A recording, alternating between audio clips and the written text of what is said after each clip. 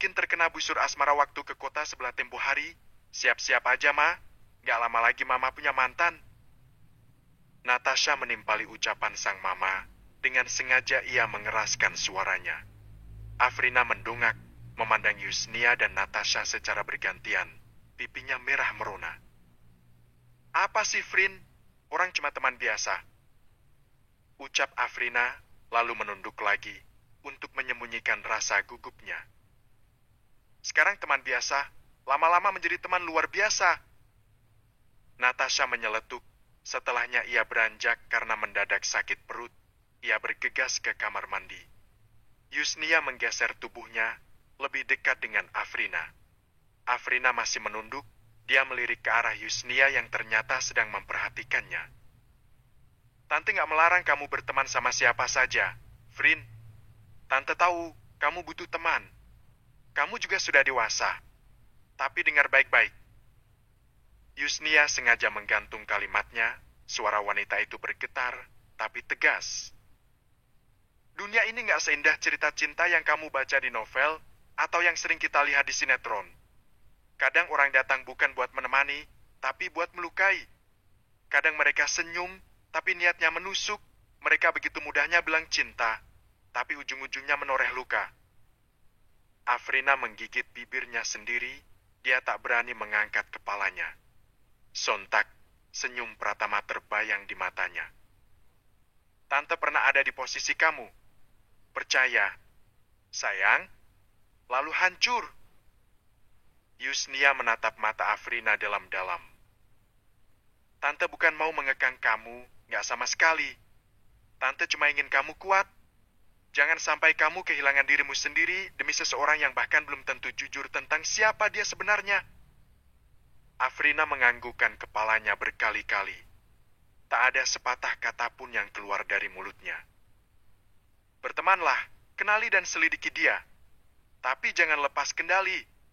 Jangan kasih hati sepenuhnya sebelum kamu tahu siapa yang benar-benar layak kamu cintai. Afrina mendongak, menatap Yusnia, bibirnya bergetar. Terima kasih, Tante. Tiba-tiba ponsel Yusnia bergetar. Wanita itu menepuk bahu Afrina pelan, lalu beranjak meninggalkan gadis itu sendiri. Aku yakin Pratama lelaki baik-baik, meskipun hanya sales keliling, aku yakin dia pekerja keras. Afrina berucap dalam hati, seolah mencoba meneguhkan keyakinan yang tadi sempat goyah setelah nasihat panjang dari Yusnia. Ia menatap layar ponselnya lagi, membuka percakapannya dengan Pratama. Di sana, ada pesan terakhir dari Pratama. Semangat ya hari ini, Frin. Jangan lupa makan. Kalau capek, istirahat. Aku di sini kok. Kapanpun kamu butuh teman, aku selalu ada. Untuk kamu, ingat ya, hanya untuk kamu. Afrina tersenyum tipis. Di tengah kegamangan hatinya, perhatian sederhana dari Pratama selalu berhasil menenangkan pikirannya. Namun, ucapan Yusnia kembali terngiang tentang cinta yang bisa saja menyamar, tentang luka yang bisa datang tanpa aba-aba, tentang kecewa yang singgah tanpa undangan. Tak lama kemudian, pintu kamar mandi terbuka. Natasha keluar sambil memegangi perutnya, wajahnya masih pucat. Ia melirik Afrina yang kini tampak lebih tenang. Kamu gak sakit perut juga, Frin, setelah dengar petua mama panjang lebar tadi? Goda Natasha, mencoba mencairkan suasana. Afrina tergagah kecil. Enggak dong, aku malah jadi mikir banyak. Tapi ya, mungkin Tante Yusnia benar. Natasha duduk lagi di sofa, kali ini lebih dekat ke Afrina. Wajahnya berubah lebih serius, meski tetap santai. Ngomong-ngomong, siapa sih Frin? Arjuna yang berhasil membuat si putri tidur ini terbangun? Afrina tersenyum simpul. Tunggu episode berikutnya, Syah. Masih rahasia. Dengusan kesal keluar dari mulut Natasha begitu mendengar jawaban Afrina. Halah, main rahasia segala si Frin. Bikin orang penasaran aja. Natasha memasang wajah cemberut. Dan itu justru membuat Afrina suka. 2 minggu lagi deh, nanti. 2 minggu lagi? Kamu dilamar, Frin? Karena tak sabar, Natasha memotong kalimat Afrina. Has, siapa yang bilang mau dilamar? Orang baru PDKT kok main lamar. 2 minggu lagi dia mau ke sini. Nanti temani aku ya. Aku nggak mungkin kan ketemuan sendiri. Jadi, kamu dan dia belum jadian? Tanya Natasha dengan antusias. Afrina menggeleng cepat. Masa baru kenal langsung jadian? Aneh kamu, Syah. Natasha tergagah geli. Ya siapa tahu cinta kilat. Nggak, Syah. Untuk sekarang ini kami masih berteman. Lagian baru sebulan kan? Aku juga setuju sama ucapan Tante Yusnia tadi. Kenali dan selidiki dulu. Dia masih kuliah atau gimana? Kamu bilang dia teman pacarnya adik sepupumu kan? Afrina menggeleng-gelengkan kepalanya. Memang pacarnya Linda itu anak kuliahan. Tapi dia kerja jadi sales keliling. Katanya sih jualan keripik. Natasha menoleh pelan ke arah Afrina. Dia berusaha menyembunyikan rasa terkejutnya dengan tersenyum tipis. Keripik? Ulang Natasha memastikan. Maksud kamu, dia keliling bawa dagangan gitu? Jualan keliling? Afrina mengangguk. Iya, katanya sih usaha sendiri. Dia punya beberapa langganan di beberapa kota, jadi kelilingnya nggak sembarangan juga. Punya jadwal, rute, bahkan sistem pemesanan. Aku malah kagum. Dia semangat banget. Dia pekerja keras, nggak gengsi.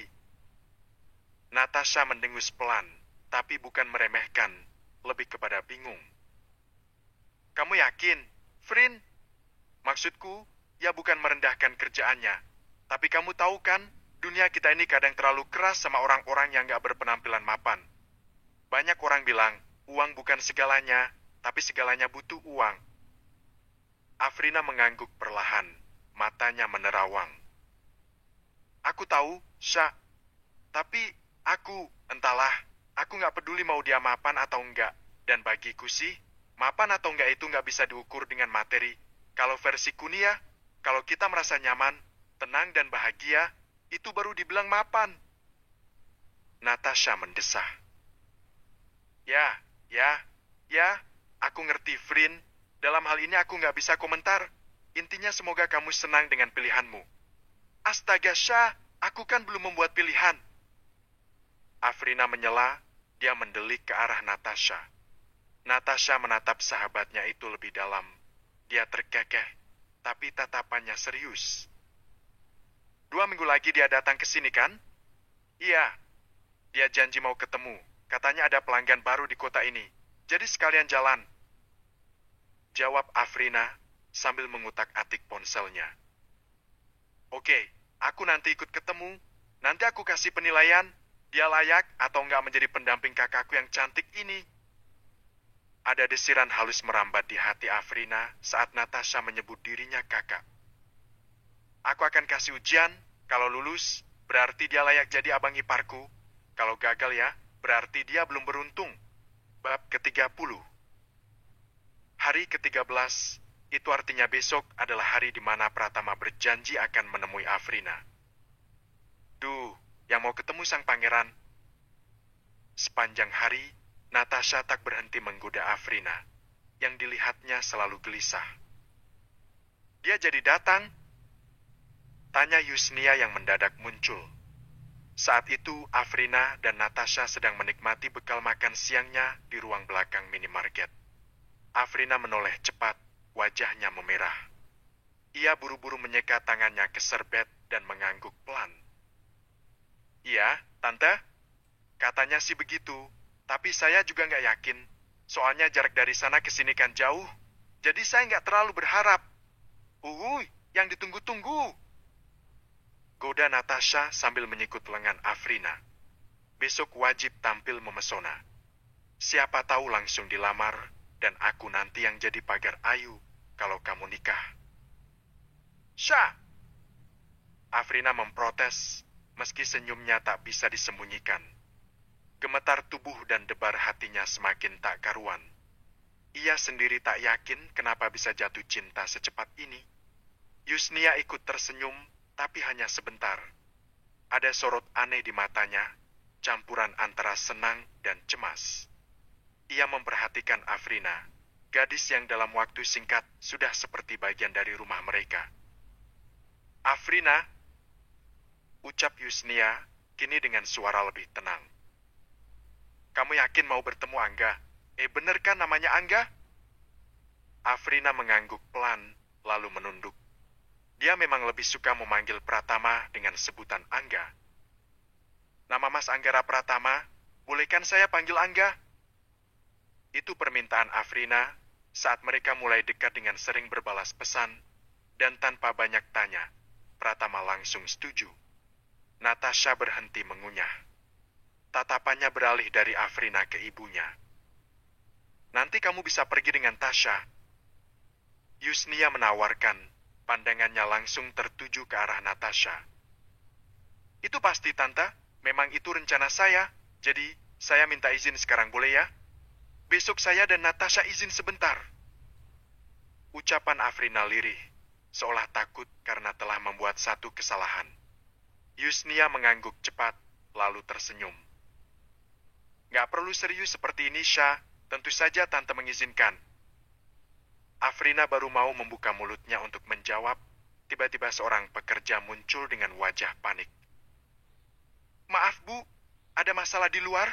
Kartika ribut dengan pembeli." Yusnia bergegas keluar, meninggalkan Afrina dan Natasha. "Kalian gak usah keluar. Habiskan dulu makanannya," tegas Yusnia saat Afrina dan Natasha ikut beranjak. Natasha menyandarkan tubuhnya ke dinding, tersenyum setengah geli menatap ekspresi gugup Afrina. Wah, baru juga janjian ketemu, udah deg-degan kayak mau dilamar. Jangan-jangan kamu udah nyiapin nama buat anak kalian berdua." Afrina melempar serbet ke arah Natasha, tapi meleset dan malah jatuh ke lantai. "Dasar, kamu tuh ya?" katanya, pipinya makin merah. Tapi dalam hatinya, ia memang sudah membayangkan terlalu jauh.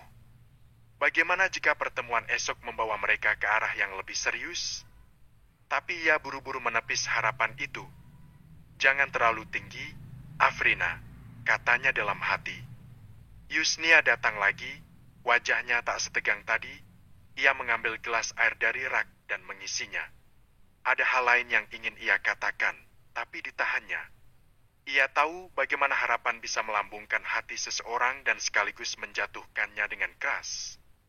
Ia ingin melindungi Afrina, tapi juga tak ingin merusak semangat yang sedang tumbuh dalam diri gadis itu. "Afrina," ucapnya setelah meneguk air minumnya. "Kalau besok jadi ketemu, jangan terlalu tegang. Jadi diri sendiri saja. Kadang laki-laki lebih menghargai kejujuran dibanding penampilan." "Iya, Tante," jawab Afrina lirih. Ia tahu Yusnia mengkhawatirkannya. Ia juga tahu, di balik semua gurauan dan candaan, ada ketegangan yang belum tentu bisa ia atasi. "Aku penasaran deh," ucap Natasha tiba-tiba. "Mas Angga itu orangnya kayak gimana sih? Kamu belum pernah tunjukin fotonya ke aku." Afrina tersenyum samar, lalu menggeleng pelan. "Harap sabar menunggu ya, Syah. Gak usah lihat foto. Besok lihat langsung orangnya saja." "Ya bikin penasaran aja sih, Frin. Besok itu masih lama loh." Natasha cemberut. "Kok jadi kamu yang gak sabar, Syah?" Celetuk Yusnia dengan mata melotot ke arah anak bungsunya. Natasha meringis geli melihat tatapan ibunya. "Aku tuh penasaran aja, Ma. Soalnya masa iya Afrina bisa sampai segitunya deg-degan? Biasanya dia cool banget loh." Afrina pura-pura tak mendengar. Tapi pipinya makin merona. Ia menarik napas panjang, mencoba menenangkan detak jantungnya yang tak beraturan. Entah mengapa, pertemuan besok terasa begitu menentukan. Ia bahkan belum tahu pasti seperti apa Pratama di kehidupan nyata, di luar layar ponsel yang selama ini jadi penghubung mereka. "Frin," Yusnia kembali bicara, kali ini lebih lembut. "Kalau nanti ternyata nggak sesuai harapanmu, nggak apa-apa juga ya. Orang datang dan pergi dalam hidup itu biasa. Kamu masih muda, masih panjang langkah dan jalanmu. Afrina menunduk. Kalimat itu seperti air dingin yang disiramkan ke bara hatinya yang sedang menyala. Tapi ia tahu, Yusnia tidak sedang meremehkan harapannya. Justru sebaliknya. Ia sedang mengingatkannya agar tidak terlalu larut dalam mimpi. Iya, Tante. Jawabnya lirih. Saya siap kok. Kalau memang gak jadi, ya mungkin memang belum jodoh saya. Ci, udah bilang jodoh-jodohan. Sepertinya aku harus siap-siap nih menyambut abang ipar. Tasya, suka banget kamu meledek kakakmu. Kasihan tuh wajahnya sampai kayak kepiting rebus. Celetuk Yusnia sambil tersenyum simpul melihat rona merah di wajah Afrina. Afrina tertawa kecil, suaranya pelan tapi jernih. Ada rasa malu, ada pula rasa bahagia yang tak bisa ia sembunyikan. Duh, kalian ini kok kompak banget sih ngeledekin saya? Karena seru. Jawab Natasha cepat, lalu menyodorkan botol minum ke Afrina. Nih, minum dulu. Biar nggak pingsan pas ketemu besok. Afrina menerima botol itu sambil menggeleng pelan. Aku deg-degan bukan karena takut ketemu Mas Angga, tapi karena takut kecewa. Takut perasaan ini cuma aku yang rasain. Takut dia datang cuma karena sopan, bukan karena memang pengen ketemu aku. Lagian juga, dia memang ada jadwal kerjaannya di kota ini. Kalimat itu membuat ruangan tiba-tiba lebih tenang. Natasha menoleh pada ibunya, dan Yusnia juga memandang Afrina dengan sorot yang lebih dalam. Frina, kata Yusnia lembut. Rasa takut itu wajar, tapi jangan biarkan rasa takut menahan kamu dari merasakan kebahagiaan. Kamu sudah cukup kuat untuk menghadapi apapun yang akan terjadi. Afrina mengangguk pelan. Makasih, Tante. Saya bersyukur bisa kerja di sini. Bisa kenal Tante, Tasya. Rasanya seperti punya keluarga baru. Dan kamu memang bagian dari keluarga ini. Ujar Yusnia cepat, kali ini tanpa ragu. Apapun yang terjadi besok, kamu tetap Afrina yang kami sayangi.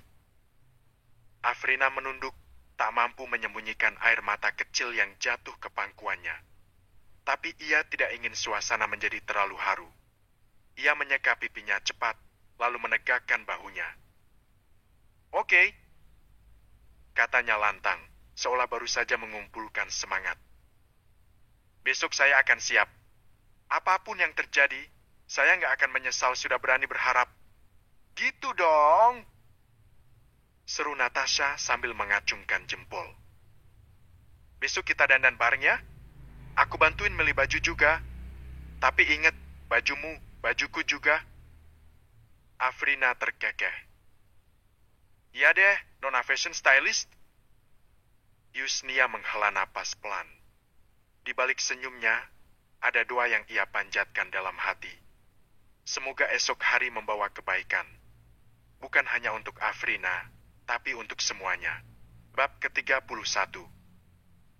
Kamu harus tampil maksimal, Frin. Bikin Mas Anggamu itu terpesona. Ucap Natasha sambil menempelkan dress panjang warna krem di dada Afrina. Pagi-pagi, Natasha memaksa Afrina ikut ke toko pakaian milik Yusnia. Tentu saja setelah mendapat izin dari sang ibu. Astaga, Syah. Aku ini cuma mau ketemuan aja loh. Bukan mau ke pesta. Aku tahu, tapi tetap aja. First impression itu penting banget. Sahut Natasha sambil memiringkan kepala, menilai penampilan Afrina dari atas sampai bawah. Gak segitunya kali, Syah. Aku dan Mas Angga kan sudah biasa ketemu. Waktu di rumah tanteku. Nanti melihat aku tampil beda, mungkin dia malah merasa aneh. Aku mau tampil apa adanya aja. Ucap Afrina pelan. Begini loh, Frin. Dengan kamu tampil maksimal, itu tandanya kamu menyambut, menghormati, dan menghargai orang yang rela jauh-jauh bertemu denganmu. Entah siapapun itu. Afrina menghela napas. Dipandanginya Natasha yang begitu antusias memilih baju untuknya. Setelah itu, ia mengalihkan pandangannya ke arah cermin besar di sudut toko. Rambutnya masih dicepol seadanya. wajahnya polos tanpa riasan. Ia memang tidak berencana tampil berlebihan, hanya saja Natasha yang heboh, memaksanya untuk tampil beda. Aku cuma nggak pengen kelihatan kayak orang lain, Syah. Aku pengen jadi diriku sendiri. Natasha menurunkan dress itu dari dada Afrina, lalu menatapnya lurus. Dan dirimu sendiri itu cantik. Tapi kadang, kita butuh sedikit usaha buat ngasih orang lihat versi terbaik dari diri kita. Gak ada yang salah sama itu, Frin. Afrina terdiam. Kata-kata Natasha ada benarnya. Ia bukan takut bertemu Angga, hanya takut harapannya terlalu tinggi. Takut kalau apa yang selama ini terasa dekat dan menyenangkan, justru hancur saat berhadapan nyata. Aku bantu kok, kita nggak bakal bikin kamu kelihatan menor. Natural, elegan, dan tetap jadi kamu. Percaya sama aku. Ujar Natasha meyakinkan, kali ini mengambil cardigan rajut warna mocha dan memadukannya dengan midi dress putih yang simple. Kalau ini, tawarnya sambil menyodorkan ke Afrina. Afrina mengambil pakaian itu perlahan, matanya menelisik detil jahitan dan potongannya. Lumayan sih, tapi harganya juga lumayan, Syah. Aku belum punya cukup uang, Syah. Kamu kan tahu aku belum gajian. Masalah itu kamu gak usah pikirin. Mama udah bilang, ambil satu baju. Manapun yang kamu suka, gak usah bayar. Gratis. Tak bisa dibayangkan seperti apa perasaan Afrina saat mendengar ucapan Natasha. Mata gadis itu sampai berkaca-kaca karena merasa senang sekaligus terharu. Jam 1 siang, Afrina dan Natasha sudah berada di sebuah warung bakso, tempat yang sudah disepakati untuk bertemu dengan Pratama. Duh, aku kok deg-degannya, Frin? Ucap Natasha sambil melihat jam di ponselnya. Aku sih biasa aja, kan waktu itu udah ketemu. Sahut Afrina, padahal sejatinya jantung dia sedang berdegup tak menentu saat membaca pesan yang baru saja diterima dari Pratama. 10 menit lagi saya sampai. 10 menit berlalu. Lalu 20.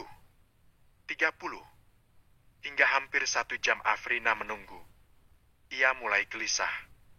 Ia beberapa kali melirik ke arah pintu masuk warung bakso, berharap wajah Pratama muncul dari baliknya. Tapi yang masuk hanya para pelanggan lain, bukan sosok yang mereka tunggu. Aneh, katanya 10 menit lagi. Kok belum datang juga? Gumam Afrina, mencoba tetap tenang. Tak sengaja pandangannya bertemu dengan pemilik warung bakso yang dari tadi terus memperhatikannya. Kita pulang aja yuk, Syah. Gak enak sama yang punya warung. Dari tadi lihatin kita terus, mungkin karena kita kelamaan duduk di sini. Natasha mengangkat alis. Coba lagi deh. Afrina membuka ponselnya. Belum ada balasan. Tapi tiba-tiba ponselnya berdering. Panggilan dari nomor orang yang sedang ditunggunya. Halo? Sapanya pelan. Suara di ujung sana bukan suara Pratama, tapi suara seorang wanita. Dag-deg-dag jantung Afrina tak karuan. Berbagai prasangka tiba-tiba memenuhi pikirannya. Selamat siang, ini benar dengan Bu Afrina? Tanya suara formal dari seberang. Perasaan Afrina mulai tak nyaman. Iya, betul, saya Afrina. Maaf, ini siapa? Bukankah ini nomornya Mas Angga ya? Kami dari Rumah Sakit Melati Kasih. Saat ini kami sedang menangani pasien atas nama Anggara Pratama. Kontak terakhir di ponselnya adalah Anda. Pasien mengalami kecelakaan lalu lintas dan sedang dalam penanganan di IGD. Afrina tercekat. Tubuhnya mendadak kaku. Apa? Kecelakaan? Suaranya bergetar. Benar, Bu. Mohon jika memungkinkan, Anda bisa datang ke rumah sakit untuk mengurus administrasi awal atau memberi informasi pihak keluarga. Panggilan berakhir. Afrina menatap layar ponsel kosong, lalu mengangkat wajahnya ke arah Natasha yang mematung melihat ekspresi wajah pucatnya. Frin? Tanya Natasha pelan. Afrina menelan ludah. Suaranya nyaris tak terdengar saat ia menjawab. Syah, Mas Angga kecelakaan. Dalam hitungan detik, wajah Natasha berubah. Ia langsung berdiri, menarik tangan Afrina. Ayo, kita ke rumah sakit sekarang. Mereka berdua berlari keluar dari warung, melintasi panas siang, membelah lalu lintas dengan langkah panik. Di rumah sakit, suasananya hiruk pikuk, tapi bagi Afrina dan Natasha, semua tak berarti. Yang ada dalam pikiran mereka hanya Angga atau Pratama. Pasien Anggara Pratama, Bu. Sapa perawat di bagian IGD. Natasha tertegun. Detak jantungnya seakan berhenti saat perawat menyebut nama itu. Dia menatap Afrina yang berdiri di sebelahnya dengan wajah khawatir. Iya, kami keluarganya. Tanpa pikir panjang Natasha menyahut. Dia tak peduli siapapun dia. Yang jelas dia dan Afrina ke rumah sakit tujuannya untuk melihat kondisi Pratama. Perawat itu menunjukkan arah ruang observasi. Masih belum sadar. Ada benturan di kepala dan tangan kanan patah. Tapi untungnya tidak ada luka dalam yang parah. Afrina merasa kakinya lemas. Ia duduk di bangku besi dingin di depan ruang IGD, menunduk, menggenggam erat jemarinya sendiri. Aku harusnya bisa cegah ini. Gumamnya lirih. Natasha duduk di sampingnya, memeluk bahunya. Ini bukan salah kamu, Frin. Dia sedang menuju tempat pertemuan kita. Ini kecelakaan dan kamu gak bisa mengontrol semuanya. Tapi hati Afrina tetap berat. Ada rasa bersalah, takut, dan kehilangan yang bercampur jadi satu. Di balik kaca, ia melihat sosok Pratama terbaring. Tubuh tinggi itu kini tampak ringkih, penuh perban dan selang infus. Dan untuk pertama kalinya, Afrina menyadari perasaannya terhadap Pratama bukan sekadar teman. Lebih dari itu, dari balik kaca juga, Natasha mencoba mengamati dan mengenali wajah Pratama yang penuh balutan perban. Ia ingin memastikan apakah firasatnya tak salah. Kalau Anggara Pratama yang sedang terbaring di brancar adalah kakaknya, yang selama ini menghilang tanpa kabar. Tangan Natasha gemetar saat menggenggam gagang pintu ruang observasi. Ia belum masuk, hanya berdiri di ambang pintu, memandangi tubuh yang terbaring tak bergerak di dalam. Meski wajahnya lebam dan sebagian tertutup perban, garis rahang itu, alis tebal itu, semuanya terasa tidak asing. Frin, bisiknya tanpa menoleh. Kamu yakin namanya Anggara Pratama? Afrina mengangguk lemah. Ya, memang aku yang mau memanggilnya Mas Angga, tapi nama lengkapnya Anggara Pratama. Ada apa, Syah?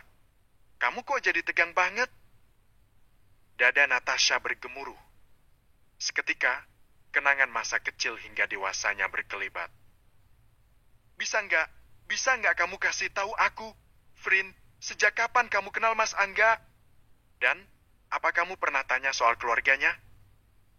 Afrina menatap Natasha dengan bingung. Aku kenal dia waktu aku berkunjung ke rumah tante waktu itu, Syah. Dia teman pacarnya Linda. Kami beberapa kali bertemu dan ngobrol. Dia bilang kerja serabutan, termasuk jualan keripik. Tapi soal keluarga, dia tertutup banget, Syah. Memang kenapa sih? Kamu kenal dia?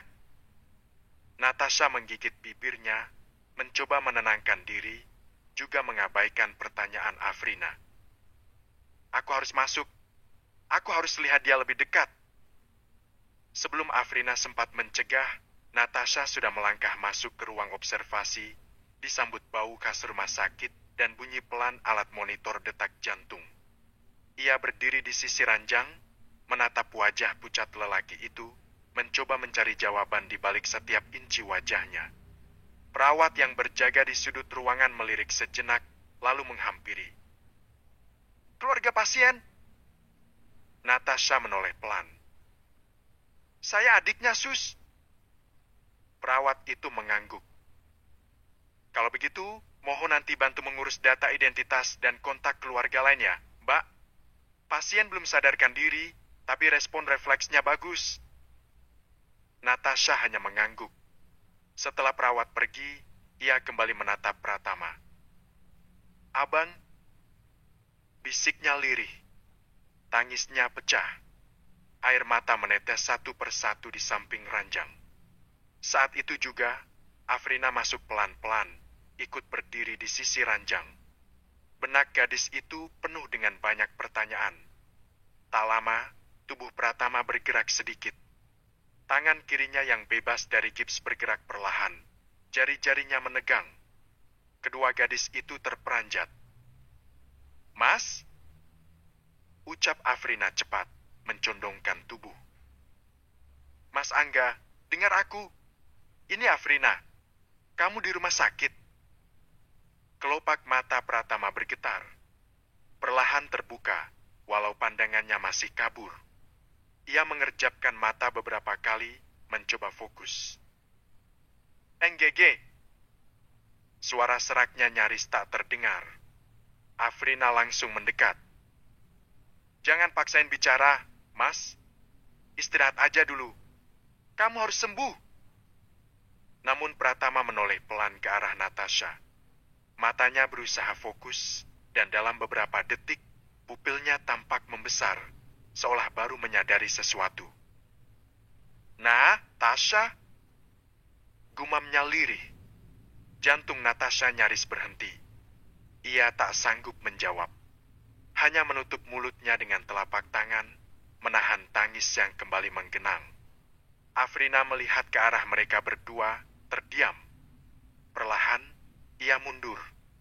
Pratama mengangkat tangannya perlahan, meski masih lemah. Natasha menyambutnya dengan dua tangan, menggenggam jari-jari kakaknya erat. "Iya, Bang, ini aku, Tasha." Afrina sudah berada di luar ruangan. Dari balik kaca dia melihat Natasha menggenggam erat tangan Pratama. Melihat interaksi mata dan wajah mereka, berbagai anggapan dan prasangka memenuhi benaknya. Perih, sakit dan hancur, itu yang dirasakan Afrina. Dia merasa seperti bunga yang layu sebelum berkembang. "Benar kata Tante Yusnia, aku nggak boleh terlalu berharap. Aku benar-benar nggak nyangka ternyata Mas Angga bisa setega itu. Tasha sendiri juga nggak pernah cerita kalau ternyata dia punya pacar." Afrina bersandar di dinding sambil merutuki diri sendiri. Bab ke-32. Bu Suri dan suaminya yang bernama Hananto memang cocok dan klop. Mereka adalah pemain drama ulung. Tak ada barang yang hilang atau tertinggal di rumahku. Pasangan itu pergi dari rumahku setelah suami Bu Suri mengakhiri dramanya dengan berpura-pura kalau dompet yang dicarinya ternyata ada di saku celananya, dengan alibi basinya yang mengatakan kalau dia lupa. Maklum sajalah Mbak Is, kami kan baru saja menikah, masih anget-angetnya jadi pengantin baru, jadi banyak pikiran, jadi pikun deh saya. Ucap Hananto sambil terkekeh, tanpa rasa bersalah. Dia menyerah dan merasa tak bisa lagi mencari peluang untuk meneruskan niatnya meminta nomor kontakku. Aku pikir setelah itu tak ada lagi gangguan dari mereka, tapi ternyata dugaanku salah. Hampir setiap jam Pak Bambang menghubungiku dan mengirim pesan menanyakan perihal uang yang dipinjam oleh Dimas. Karena kesal, akhirnya aku blokir saja nomornya. Atas saran Pak Zagi, aku pergi mencari Dimas untuk meminta penjelasan darinya. Kali ini, aku pergi sendiri. Santi dan Haida ada pekerjaan yang tak bisa ditinggalkan. Hatiku tak nyaman saat taksi yang kunaiki tiba di depan rumah yang pernah didiami oleh kakek dan nenekku. Masih jelas terngiang di telingaku kata-kata Dimas yang mengatakan kalau dia sudah tak memiliki apa-apa. Aku berdiri di depan gerbang yang sudah berkarat, menatap rumah tua itu dengan dada yang sesak. Pintu dan semua jendela tertutup dengan rapat. Tapi kulihat sendal Dimas di depan pintu. Tapi itu tak menjamin kalau dia berada di dalam rumah. Bisa saja kan adikku itu memakai sendal yang lain? Entah kenapa, langkahku ragu untuk mendekat. Ada kekhawatiran yang tak bisa kutepis. Bagaimana jika rumah ini bukan milik keluarga kami lagi? Bagaimana jika sudah berpindah tangan tanpa sepatah kata pun padaku? Rumah ini bukan sekadar bangunan tua, ia menyimpan jejak kenangan. Biarpun aku tak mempunyai kenangan manis di rumah itu, tapi setidaknya rumah ini bisa dijadikan bukti kalau aku pernah memiliki keluarga di sini. Aku khawatir kalau aku terlambat. Samar, aku mendengar suara batuk yang aku yakin itu suara Dimas. Dimas tak bisa menyembunyikan rasa terkejutnya saat dia membuka pintu. Mbak Ismi? Aku langsung menerobos masuk rumah sebelum dipersilakan. Pintu belum sepenuhnya terbuka, tapi emosi sudah meluap dari dadaku. Suara salam pun urung terucap, tertahan oleh rasa jengkel yang sejak tadi menyesakkan dada. Langkahku berat bukan karena lelah, tapi karena amarah yang terus bergemuruh di kepala. Aku tak peduli tatapan kaget Dimas. Saat ini, satu-satunya yang kupedulikan adalah meluapkan semua yang selama ini kupendam. Dimas mengikuti langkahku yang langsung menuju ke ruang tengah. Kok datang gak ngasih kabar sih, Mbak? Ucap Dimas setelah menjatuhkan bobot tubuhnya di atas karpet, tak jauh dari tempatku duduk. Harusnya kalau mau datang itu bilang-bilang, untung saja aku ada di rumah. Mbak Ismi punya HP kan? Dimas terus nyerocos. Wajahnya tampak kesal seolah aku telah membuat kesalahan padanya. Kutarik nafas dalam-dalam. Kupandangi wajah adikku lekat-lekat. Dengusan kesal keluar dari mulut Dimas. Dia membuang wajahnya ke arah lain. Sepertinya dia merasa risih dengan tatapanku yang penuh intimidasi. Waktu kamu mau pinjam uang ke Pak Bambang ada nggak kamu bilang ke aku? Mendengar ucapanku, bukannya merasa bersalah dan minta maaf, Dimas justru menggeram. Dia juga sama sekali tak menampakkan keterkejutannya. Mungkin dia sudah tahu maksud kedatanganku akan membahas masalah uang yang dipinjamnya. Aku nggak akan mempermasalahkan kalau kamu nggak menjual namaku, Dim. Dimas masih diam, tangannya justru sibuk mengutak-atik ponselnya. Mereka nggak berhenti meneror dan menggangguku menanyakan uang itu. Ucapku lagi, tentu saja dengan kekesalan luar biasa. Kalau nggak pakai nama Mbak, mana mungkin Pak Bambang mau ngasih pinjam uang itu? Dengan santai dan tanpa merasa bersalah, Dimas membalas ucapanku. Kamu tega dan lancang, Dim. Kamu nggak kasihan dan sengaja bikin susah, Mbak. Ucapku dengan nada tinggi. Sebenarnya uang sebanyak itu untuk apa sih, Dim? Pasti kamu habiskan untuk main selat. Mau sampai kapan kamu seperti ini? Aku berucap lagi, karena Dimas masih tak membalas kata-kataku. Mau dipakai untuk apa terserah aku dong, Mbak. Yang namanya uang semua orang pasti butuh. Kata-kata Dimas berhasil membuat darahku naik dan tergejolak. Semua memang butuh uang, tapi nggak begitu juga caranya. Kamu egois dan nggak mikir kesusahan orang lain. Mbak nggak mau tahu, kamu urus sendiri masalahmu dengan Pak Bambang. Dimas tak menanggapi ucapanku. Wajahnya datar, matanya terpaku pada layar ponsel seolah-olah dunia di sekitarnya tak berarti apa-apa. Suaraku yang mulai meninggi pun tak membuatnya bergeming. Aku tahu dia mendengar. Dia selalu begitu, mendengar tapi memilih untuk tak peduli. Seakan semua yang kubicarakan tak penting, seakan perasaanku hanyalah angin lalu. Rasanya seperti berbicara pada tembok, dingin, bisu, dan tak memberi balasan. Dimas! Emosiku tak terbendung lagi, suaraku sangat keras, tapi Dimas hanya menoleh dan mengedikkan bahunya. Bergetar hebat tubuhku, dadaku terasa sesak karena menahan rasa marah yang tak terkira. Pak Bambang gak akan mempermasalahkan uang itu lagi asalkan Mbak mau menjadi istrinya. Nih, kalau gak percaya baca sendiri pesannya. Setelah beberapa saat diam, akhirnya Dimas bersuara sambil mengangsurkan ponselnya ke arahku. Rupanya dari tadi dia sibuk berbalas pesan dengan Pak Bambang. Kamu mau menjualku, Dim? Suaraku menggema, penuh amarah yang tak lagi bisa dibendung. Dadaku bergetar, bukan karena takut, tapi karena dikhianati oleh orang yang seharusnya melindungi. Mataku menatap tajam, mencoba mencari jawaban di wajah adikku yang tiba-tiba tampak asing. Nafasku memburu, bibirku gemetar menahan umpatan. Ya ampun, Mbak, bicaramu jauh banget sih. Aku ini bukan germo atau mucikari, Mbak. Aku lakukan ini demi kita, demi keuntungan kita. Kalau Mbak menjadi istri Pak Bambang, Kita nggak akan lagi susah seperti ini. Nggak perlu lagi kita berdebat ribut masalah uang. Pak Bambang janji akan ngasih apapun yang kita minta. Nggak usah munafik dong, Mbak. Kita ini butuh uang loh.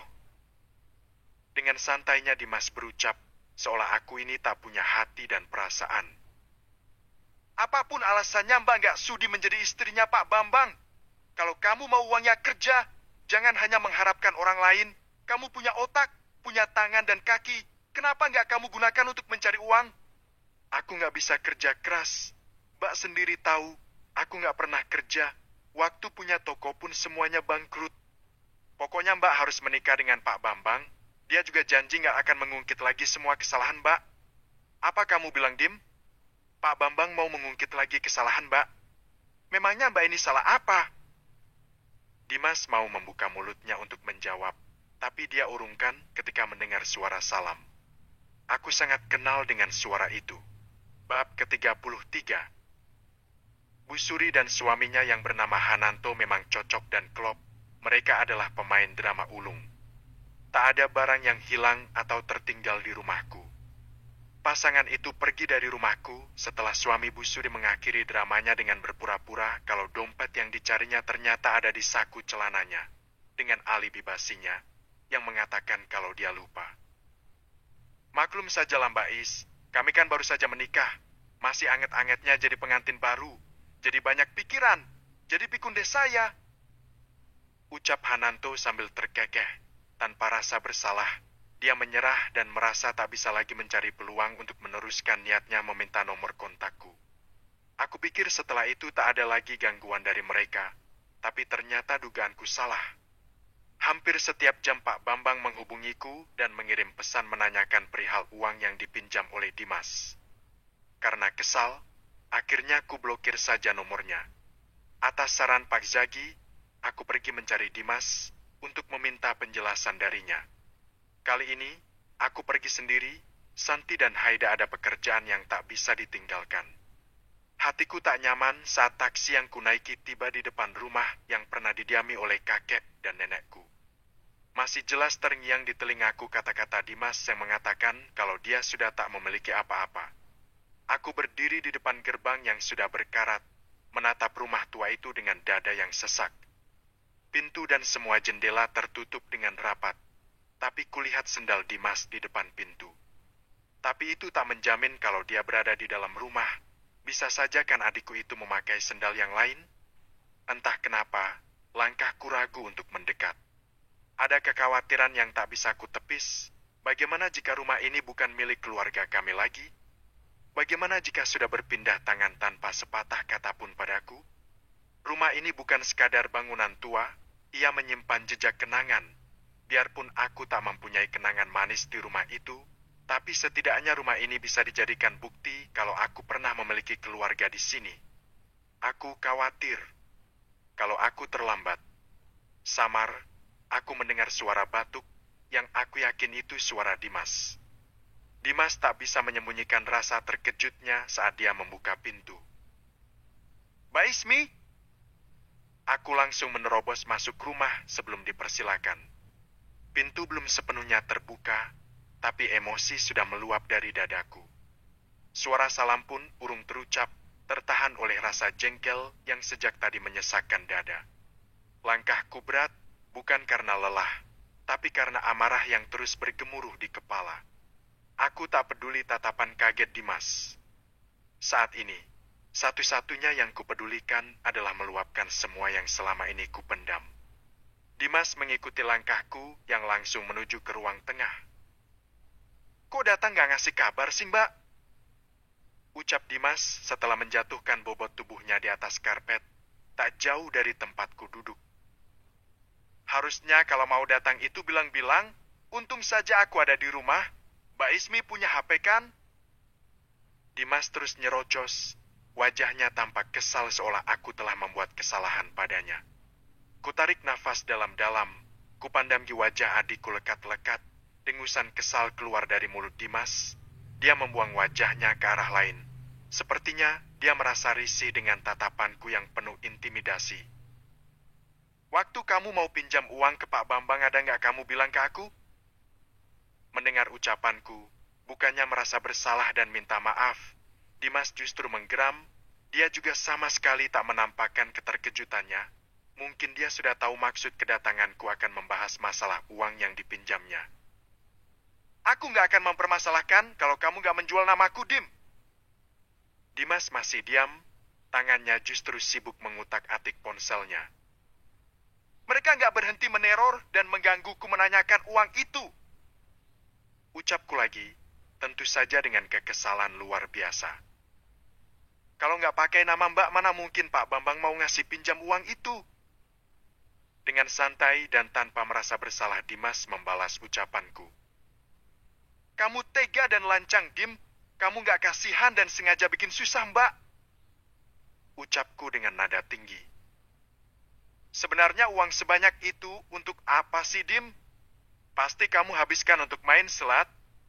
Mau sampai kapan kamu seperti ini?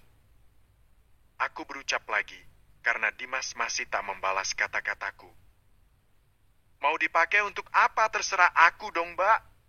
Yang namanya uang semua orang pasti butuh. Kata-kata Dimas berhasil membuat darahku naik dan tergejolak. Semua memang butuh uang, tapi nggak begitu juga caranya. Kamu egois dan nggak mikir kesusahan orang lain. Mbak nggak mau tahu, kamu urus sendiri masalahmu dengan Pak Bambang. Dimas tak menanggapi ucapanku. Wajahnya datar, matanya terpaku pada layar ponsel seolah-olah dunia di sekitarnya tak berarti apa-apa. Suaraku yang mulai meninggi pun tak membuatnya bergeming. Aku tahu dia mendengar. Dia selalu begitu, mendengar tapi memilih untuk tak peduli. Seakan semua yang kubicarakan tak penting, seakan perasaanku hanyalah angin lalu. Rasanya seperti berbicara pada tembok, dingin, bisu, dan tak memberi balasan. Dimas! Emosiku tak terbendung lagi, suaraku sangat keras, tapi Dimas hanya menoleh dan mengedikkan bahunya. Bergetar hebat tubuhku, dadaku terasa sesak karena menahan rasa marah yang tak terkira. Pak Bambang gak akan mempermasalahkan uang itu lagi asalkan Mbak mau menjadi istrinya. Nih, kalau gak percaya baca sendiri pesannya. Setelah beberapa saat diam, akhirnya Dimas bersuara sambil mengangsurkan ponselnya ke arahku. Rupanya dari tadi dia sibuk berbalas pesan dengan Pak Bambang. Kamu mau menjualku, Dim? Suaraku menggema, penuh amarah yang tak lagi bisa dibendung. Dadaku bergetar, bukan karena takut, tapi karena dikhianati oleh orang yang seharusnya melindungi.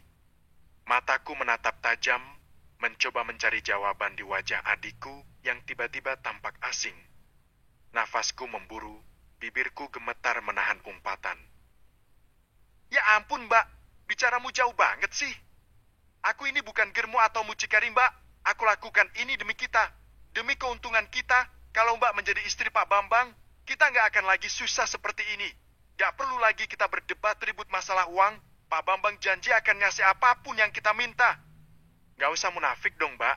Kita ini butuh uang loh. Dengan santainya Dimas berucap, seolah aku ini tak punya hati dan perasaan. Apapun alasannya, Mbak nggak sudi menjadi istrinya Pak Bambang. Kalau kamu mau uangnya kerja, jangan hanya mengharapkan orang lain. Kamu punya otak, punya tangan dan kaki. Kenapa nggak kamu gunakan untuk mencari uang? Aku nggak bisa kerja keras. Mbak sendiri tahu, aku nggak pernah kerja. Waktu punya toko pun semuanya bangkrut. Pokoknya Mbak harus menikah dengan Pak Bambang. Dia juga janji nggak akan mengungkit lagi semua kesalahan Mbak. Apa kamu bilang, Dim? Pak Bambang mau mengungkit lagi kesalahan Mbak. Memangnya Mbak ini salah apa? Dimas mau membuka mulutnya untuk menjawab, tapi dia urungkan ketika mendengar suara Salam. Aku sangat kenal dengan suara itu. Bab ke-34. Kecelakaan yang menimpa Pratama sampai juga ke telinga Agus. Lelaki itu tak sengaja melihat berita di sosial media. Agus dan Dian sampai di rumah sakit beberapa saat setelah Pratama dipindah ke ruang rawat inap. Yus, gimana kondisi Tama? Tanya Agus. Saat itu Yusnia baru saja keluar dari ruang tempat Pratama dirawat. Yusnia tak langsung menjawab. Dia menatap sekilas ke arah Dian, dan refleks matanya tertuju ke arah perutnya yang terlihat datar. Timbul tanda tanya dalam benak Yusnia, tapi tak ada niat sedikit pun untuk bertanya. Yusnia menghela napas pelan, berusaha meredam gejolak emosinya yang tiba-tiba muncul. Ia tahu ini bukan saat yang tepat untuk membuka luka lama, bukan di depan ruangan tempat anaknya sedang berjuang memulihkan diri. Tapi kehadiran Agus dan Dian, apalagi mereka datang bersama, membuat dada Yusnia terasa sesak. Dokter bilang kondisi Tama stabil, tapi dia masih butuh pengawasan ketat beberapa hari ke depan. Jawab Yusnia akhirnya, suaranya tenang namun dingin. Dia sadar, walau bagaimanapun Agus adalah ayah kandung Pratama, dia berhak tahu kondisi anaknya. Agus mengangguk cepat, seolah melegakan dirinya. Syukurlah, gumamnya. Lalu ia menatap Yusnia. Matanya menelisik, seakan ingin berkata sesuatu lagi. Tapi kata-kata itu tertahan ketika Dian menyentuh lengannya. Kita bisa lihat Tama sekarang? Kita nggak banyak waktu loh, Mas. Katanya mau pergi lihat rumah baru. Ucap Dian pelan, suaranya datar, tapi matanya seperti mencoba menantang Yusnia secara halus. Yusnia menatapnya balik. Dia lagi tidur, tapi silakan saja kalau mau masuk. Nadanya sopan, tapi dingin. Dia sama sekali tak terpengaruh oleh ucapan Dian yang seolah sengaja memanasinya. Agus dan Dian masuk perlahan ke ruang rawat. Di luar, Yusnia duduk, menunduk. Tangannya gemetar kecil, bukan karena lelah, tapi karena luka lama yang kembali menganga. Tak lama kemudian, langkah-langkah cepat menghampirinya. Natasha datang tergesa, wajahnya cemas. Mama, gimana Kak Tama? Sudah stabil, sayang? Kamu udah makan. Afrina mana? Tanya Yusnia lembut, mencoba mengalihkan perhatian. Tapi Natasha tak menjawab. Ia justru melirik ke arah pintu ruang rawat yang sedikit terbuka dan bisa melihat sosok Dian sedang duduk di sisi tempat tidur Pratama, sementara Agus berdiri di belakangnya. Natasha mengepalkan tangannya, lalu menoleh ke Yusnia. Kenapa mereka harus datang, Ma? Dia kan papamu Syah, papa abangmu juga. Gak masalah dong seorang papa menjenguk anaknya. Ucap Yusnia, dia berusaha menceriakan nada ucapannya dan berusaha menyembunyikan gejolak emosinya. Bukan papa, Ma, tapi perempuan itu. Dengan wajah dipenuhi amarah, Natasha menunjuk Dian. Dia istri papamu Syah. Potong Yusnia cepat. Dan Tama tetap anak mereka juga. Mau bagaimanapun, kita nggak bisa memilih siapa yang datang di saat seperti ini. Mama pasti sedih dan sakit hati kan? Ujar Natasha, lirih. Aku bisa lihat. Yusnia terdiam. Matanya memerah, tapi ia mengangguk kecil. Iya, Mama sakit hati, Syah. Tapi Mama sama sekali nggak sedih melihat mereka. Mama sedih itu karena kasihan melihat kondisi abangmu. Untuk sesaat, Natasha hanya menatap ibunya. Lalu perlahan ia duduk di samping Yusnia, menggenggam tangan wanita yang selama ini selalu kuat untuknya. Frina mana? Yusnia mengulangi pertanyaannya, sekaligus mengalihkan pembicaraan. Natasha tak langsung menjawab, lalu menghela nafas panjang. Dia ke musola, Ma. Aku nggak tahu kenapa wajahnya murung sejak keluar dari ruangan. Dia merasa Mama tak menyukai hubungannya dengan Bang Tama. Jujur, aku juga merasa seperti itu, Ma. Dari cara Mama negur aku tadi, jelas banget kalau Mama tak suka. Yusnia terdiam. Kalimat Natasha terasa seperti hantaman pelan yang mengguncang hatinya. Ia menarik napas dalam, mencoba menjaga nada suaranya tetap lembut walau dalam dadanya bergemuruh banyak hal yang ingin ia sampaikan. Mama cuma khawatir, Syah. Katanya akhirnya. Bukan karena Mama gak suka Afrina, tapi karena Mama merasa Afrina dan abangmu itu masih terlalu muda. Masih panjang langkah mereka. Natasha diam. Dia menatap sang Mama lekat-lekat. Waktu itu, Mama begitu bangganya bercerita, di usia 19 tahun Mama sudah menggendong abang, Itu artinya Mama menikah di usia 18 tahun kan? Dan sekarang ini, kalau nggak salah usia Afrina 19 tahun, kenapa Mama mempermasalahkannya? Yusnia tercekat. Dia tak menyangka Natasha akan mengungkit hal itu. Yusnia memalingkan wajahnya sejenak, menatap kosong ke dinding lorong rumah sakit yang dingin dan sunyi. Ada kenangan yang tiba-tiba kembali menyeruak dalam benaknya. Kenangan masa muda yang penuh perjuangan, penuh air mata, dan pengorbanan yang tak pernah benar-benar dipahami oleh siapapun, bahkan oleh anak-anaknya sendiri. Karena Mama nggak mau Afrina menjalani apa yang Mama jalani dulu. Ucap Yusnia pelan, suaranya bergetar. Menikah muda itu bukan hal yang bisa dibanggakan, Sya. Natasha diam. Ia tak pernah mendengar ibunya bicara sedalam itu. Mama nggak benci Afrina, sama sekali nggak. Justru Mama menyayanginya seperti anak Mama sendiri. Lanjut Yusnia dengan suara yang kini sedikit lebih mantap. Mama hanya ingin dia berpikir panjang. Jangan sampai, karena cinta yang besar hari ini, dia kehilangan banyak hal besok hari. Pendidikan, impian, kebebasan untuk menjadi dirinya sendiri. Yusnia menjeda kalimatnya, dipandanginya wajah anak gadisnya dalam-dalam, lalu wanita itu menghela nafas berat. Mama sangat senang kalau Pratama melakukan hal yang sama dengan apa yang Mama lakukan. Maksudnya apa, Ma? Tanya Natasha, dia menatap Yusnia dengan tatapan penuh tanda tanya. Mama mau Pratama menganggap Afrina sebagai saudaranya, menyayanginya seperti dia sayang sama kamu. Sebagai adiknya, itu jauh lebih baik. Ya nggak bisa gitu dong, Ma. Mama nggak bisa mengatur dan mengontrol perasaan abang. Suara Natasha meninggi. Yusnia baru mau membuka mulutnya untuk membalas ucapan Natasha di saat yang sama pintu ruangan terbuka. Agus dan Dian keluar dari ruangan tersebut. Jadi selama ini Tama tinggal bersama kakeknya, Yus? Tanya Agus datar. Dia tahu hal itu dari Pratama sendiri. Mungkin. Jawab Yusnia singkat. Selama ini memang dia tak tahu di mana Pratama berada. Dia pun belum sempat bertanya. Dan Faisal, ayahnya itu tak pernah menyebut kalau Pratama tinggal dengannya. Kok mungkin sih? Jadi selama ini kamu nggak tahu Tama tinggal di mana? Balas Agus dengan raut kecewa. Mas tahu sendiri alasannya. Gak usah pura-pura lupa. Yusnia membalas kesal, pandangannya tertuju ke arah lorong di mana Afrina sedang berjalan dengan langkah tergesa-gesa. Dian mengikuti arah pandangan Yusnia. Dia tertegun beberapa saat. Matanya memicing seolah memastikan pandangannya tak salah. Itu Frina kan? Putrinya Hanum.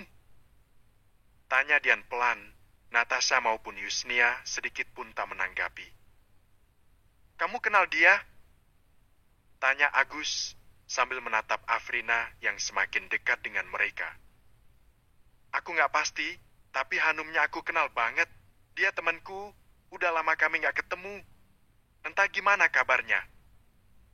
Natasha dan Yusnia saling pandang begitu mendengar kata-kata Dian. Kamu Afrina kan? Putrinya Hanum. Dian langsung bertanya saat Afrina sampai di depan mereka. Afrina menatap bingung ke arah wanita yang tiba-tiba menyapanya. Iya ya, saya Afrina. Ya ampun, udah besar dan tinggi banget kamu, Frin. Cantik seperti ibumu waktu muda. Afrina makin bingung, dia memang tak kenal Dian. Tante ini temannya ibumu. Udah lama kami gak ketemu. Gimana kabar ibumu? Kamu ngapain di sini? Atau jangan-jangan ibumu juga sakit di sini? Di kamar mana? Kebetulan tante di sini. Tante mau ketemu dengannya. Tanya Dian tanpa jeda. Afrina tergugu mendengar pertanyaan beruntun Dian. Dipandanginya wajah Dian dengan mata berkaca-kaca. Mama udah gak ada. Afrina bergumam lirih. Ucapan lirih Afrina berhasil membuat mata Dian terbeliak sempurna. Begitu juga dengan Agus, biarpun dia tak kenal siapa Hanum, dia pun kaget mendengarnya. Hah? Inlil hiwa ini layar GN. Kapan Frin? Maaf, Tante benar-benar nggak tahu. Nggak apa-apa, Tante. Doakan saja Mama mendapat tempat terbaik di sisinya. Amin. Hampir serentak mereka menyahut perkataan Afrina. Frin! Suara Dian memecah keheningan yang baru beberapa saat tercipta. Afrina mendongak, menatap lurus ke arah Dian. Apa mamamu pernah bercerita tentang sesuatu sebelum meninggal? Tanya Dian dengan tatapan penuh rasa ingin tahu. Afrina menggeleng, tak paham kemana arah bicara wanita yang belum ia ketahui namanya. Dian diam seketika, dia melirik sekilas ke arah Yusnia, lalu ke Agus, setelahnya kembali menatap Afrina. Jadi, kamu nggak tahu kalau Pak Nuri itu bukan ayah kandungmu? Afrina tersentak, begitu juga dengan yang lainnya. Tante bicara apa sih? Tubuh Afrina gemetar saat mengucap kalimat itu. Kamu yakin nggak tahu, Frin? Kepala Afrina menggeleng cepat, matanya berkaca-kaca. Maaf, Tante harus ngasih tahu hal ini, Frin, karena ini penting. Pak Nur itu bukan ayah kandungmu, hanya Tante yang tahu masalah ini, selain mama kamu. Bab ke-35. Afrina mundur selangkah. Dadanya naik turun, napasnya tercekat.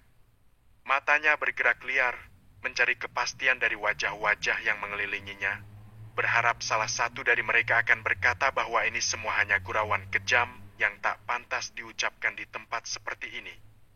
Tapi tak ada yang berbicara, tak ada bantahan. Hanya keheningan membeku yang menyelimuti lorong rumah sakit itu. Yusnia menatap Dian dengan wajah kaget dan bingung. Ia sendiri tidak tahu menahu soal ini. Dan cara Dian menyampaikannya sangat tidak tepat, terlalu frontal dan tidak berperasaan. Dian, kamu! Sergah Yusnia memecah keheningan dengan suara rendah namun tajam. Kamu tahu ini bukan tempat yang tepat untuk bicara soal itu? Kamu gak mikir perasaan Afrina? Aku tahu itu, Yus. Tapi aku juga gak bisa menunda hal sepenting ini. Afrina harus tahu hal yang sebenarnya. Mumpung aku ketemu dia. Dan mumpung aku ingat. Tapi bukan begini caranya. Potong Natasha dengan suara tinggi. Ia memeluk Afrina erat yang kini mulai terisak dalam pelukannya.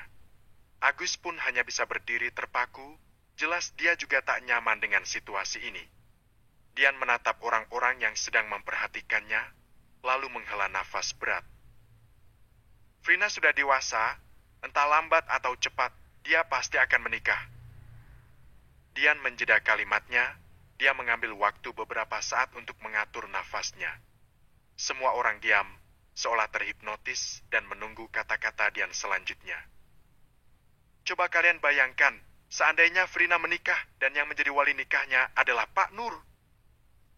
Semua orang tercekat, tapi tak ada satupun yang bersuara. Bukankah itu artinya Frina akan berzina selama menjalani rumah tangganya? Bagaimana pula dengan nasib anak dan cucunya kelak? Aku tahu hal ini pahit dan menyakitkan hati Frin, tapi kamu berhak tahu. Yusnia menggeram, pandangannya tajam ke arah Dian. Sebelum bicara harusnya kamu ngaca dulu, Dian. Aku hanya ngasih tahu kebenaran. Apa itu salah? Balas Dian tegas. Kamu sendiri seolah membenarkan perzinaanmu dengan Mas Agus dan sekarang merasa sok suci. Ini beda konsepnya, Yus. Aku memang salah. Aku memang kotor dan hina. Dan aku saat ini hanya ingin mengatakan hal yang sebenarnya. Memang bukan ranahku untuk ikut campur. Tapi selain aku, gak ada lagi yang tahu rahasia ini. Karena Hanum sudah gak ada. Sedangkan lelaki brengsek itu gak tahu di mana rimbanya. Yusnia diam. Bukan karena tak punya jawaban, tapi karena emosinya sudah terlalu penuh hingga tak sanggup membedakan antara logika dan harga diri. Setiap kata yang keluar dari mulut Dian tadi, meski pedas dan menusuk, tapi dia akui semua tak benar. Ada bagian dalam diri Yusnia yang tak bisa menyangkalnya. Namun, gengsinya terlalu tinggi untuk mengakuinya. Padahal hatinya tahu, Dian sedang meluruskan dan mencegah sesuatu yang buruk. Tante tahu siapa ayah kandung saya? Akhirnya, Afrina bertanya, suaranya lirih dan bergetar. Gadis itu berusaha sekuat mungkin untuk terlihat tegar di depan semua orang. Dian diam seketika, seperti sedang mengingat-ingat. Tante tahu, tapi di mana dia sekarang tante nggak tahu. Kejadiannya sudah lama banget, ya seumur kamu. Waktu mama kamu menikah dengan Pak Nur, mama kamu sedang hamil 1 bulan dan Pak Nur nggak menyadari itu. Pak Nur memang sudah lama menaruh hati terhadap mama kamu. Dia nggak mempermasalahkan kondisi mama kamu yang waktu itu mengaku kalau sudah nggak perawan lagi. Mama kamu nggak mencintai Pak Nur, tapi terpaksa menerima lamarannya karena ayahmu nggak mau bertanggung jawab atas hamilnya mama kamu. Panjang lebar Dian berucap, semua mendengarkan dengan serius. Tak ada yang menyela ataupun bertanya. Afrina menggigit bibirnya, tubuhnya bergetar hebat. Aku harus pergi, katanya lirih, melepaskan pelukan Natasha dan beranjak. Tapi dengan cepat Dian menahannya, dengan memegang tangannya. Kamu harus cari ayahmu, Frin. Kamu harus minta pertanggungjawaban darinya. Buat apa, Tante? Seandainya aku bisa ketemu pun, lelaki itu tetap nggak bisa menjadi wali nikahku. Semua diam, saling pandang. Tapi, aku tetap berterima kasih sama Tante, biarpun aku merasa kaget dan sakit hati, tapi setidaknya aku tahu kebenaran ini, dan aku bisa menghindari hal buruk yang mungkin terjadi. Ucap Afrina, suaranya datar. Tak ada lagi air mata yang membasahi pipinya. Yusnia menarik napas dalam. Ia memijit pelipisnya. Dia melirik sekilas ke arah Dian. Tatapannya bertemu dengan Dian yang berdiri tegar, walau jelas terlihat napasnya juga berat, mungkin karena dilanda rasa bersalah atas cara penyampaiannya. Namun tak bisa Yusnia pungkiri, dalam banyak hal, Dian benar. Fakta ini memang harus diketahui Afrina sebelum semuanya terlambat. Frin, suara Yusnia akhirnya terdengar, pelan namun syarat emosi. Ia melangkah mendekat ke arah Afrina yang berdiri tegak meski tubuhnya masih bergetar. Afrina mendongak, menatap sayu ke arah Yusnia. Tante nggak bisa berkomentar, apapun keputusan kamu, Tante akan tetap mendukung. Lakukan apa saja yang menurut kamu baik. Tapi, nggak ada salahnya kamu mencari ayah kandungmu. Ucap Yusnia pelan. Afrina hanya menunduk, menggenggam jemarinya sendiri dengan erat. Ia tidak bisa menjawab apa-apa. Hatinya remuk, tapi pikirannya justru terasa hampa. Saya masih bingung, Tante, sekalipun saya ingin mencarinya, saya harus kemana? Sedangkan nama dan wahanya saja saya nggak tahu. Balas Afrina dengan suara serak. Namanya Surya Lesmana. Celetuk Dian. Surya Lesmana? Agus spontan bertanya. Agus menatap Dian lekat-lekat, seolah ingin memastikan bahwa telinganya tidak salah dengar. Suasana lorong rumah sakit yang tadi sunyi kini kembali dipenuhi ketegangan.